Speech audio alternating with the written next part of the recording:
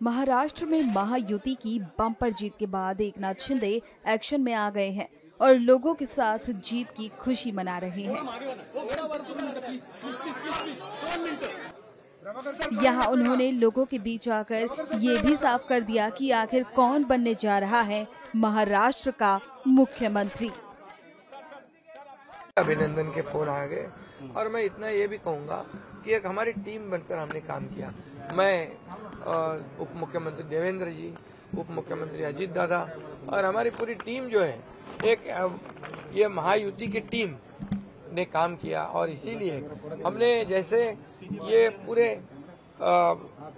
सभी लोगों ने तय कर लिया कि ये सरकार जो है ये गरीबों की सरकार है और सभी लोगों को न्याय देने वाली सरकार है और टीम वर्क की तरह हम लड़े हैं और जीत गए। मुख्यमंत्री लाडकी बहीण योजना आणि शासन आपल्या दारी या योजनेचा खूप लोकप्रियतेचा फायदा झाला।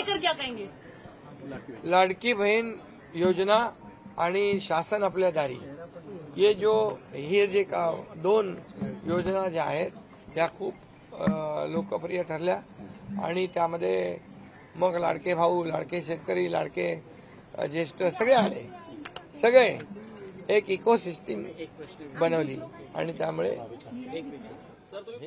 जनतेने लाडक्या मुख्यमंत्र्यांना पाठिंबा दिला। जनतेने लाडक्या मुख्यमंत्र्यांना पाठिंबा इस वक्त एक बड़ा चर्चा का विषय है। लाडक्या भावाला खूप सहकार्य केले, आशीर्वाद दिलेले आहेत आणि नक्की आमची जबाबदारी आता वाढलेली आहे।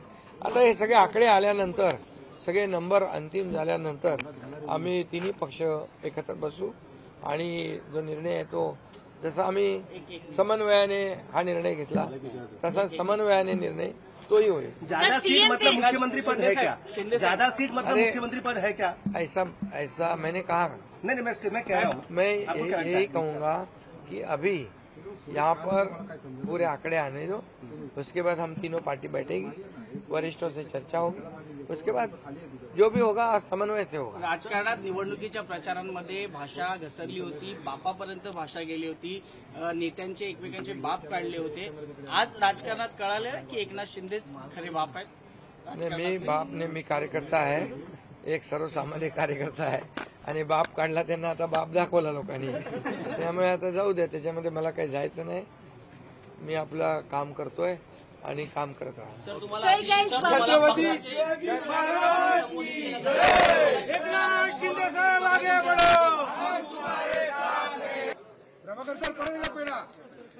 प्रभाकर सर पेड़